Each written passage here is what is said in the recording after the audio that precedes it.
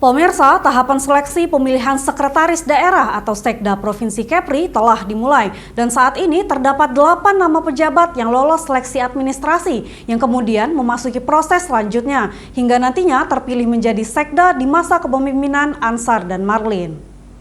Kekosongan kursi jabatan Sekda definitif sejak beberapa bulan belakangan yang saat ini dijabat sementara oleh Lambidi, sembari menunggu proses penyeleksian terbuka untuk nantinya menjabat sebagai ASN tertinggi di Kepri.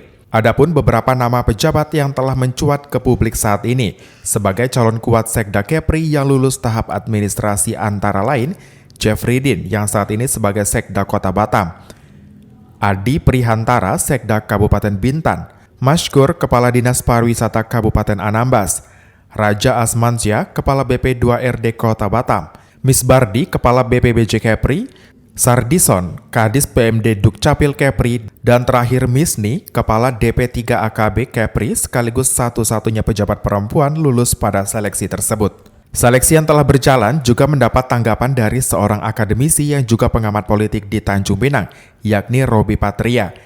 Ia menilai bahwa dari 8 nama tersebut ada 2 nama yang berpeluang besar untuk terpilih sebagai Sekda Kepri nantinya.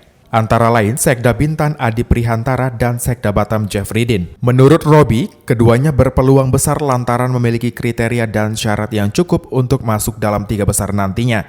Dan semua itu juga tergantung pada kedekatan terhadap kepala daerah yakni gubernur dan wakil gubernur sebagai pengguna jasa pejabat tersebut. Jadi saya kira ini untuk peluangnya itu dari Batam atau dari Bintan itu saja. Kalau misalnya kemarin Pak Adi Prihantara tidak ikut, maka dia pasti positif tetap di Bintan ya, karena untuk membantu anak gubernur juga yang jadi bupati.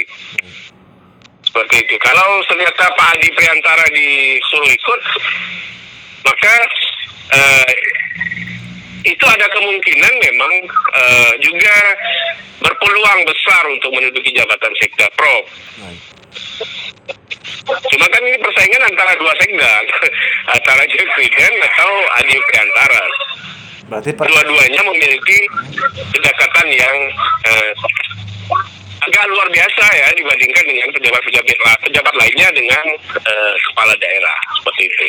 Untuk tahapan selanjutnya, ke-8 peserta ini akan mengikuti rangkaian tes kesehatan, antara lain tes PCR, kejiwaan, dan tes bebas nafza atau narkotika di RSUP Raja Ahmad Tabib Tanjung Pinang pada tanggal 6 hingga 7 September mendatang. Setelah seluruh peserta dinyatakan sehat, maka akan dilanjutkan ke tahap penulisan makalah pada 8 September dan ujian makalah pada 15 hingga 17 September. Setelah itu dilanjutkan dengan sesi presentasi dan wawancara pada 2 Oktober mendatang. Hal ini tertera dalam surat pengumuman hasil seleksi administrasi untuk pejabat madya tertinggi Sekda Kepri yang diterbitkan oleh Pansel pada tanggal 2 September lalu.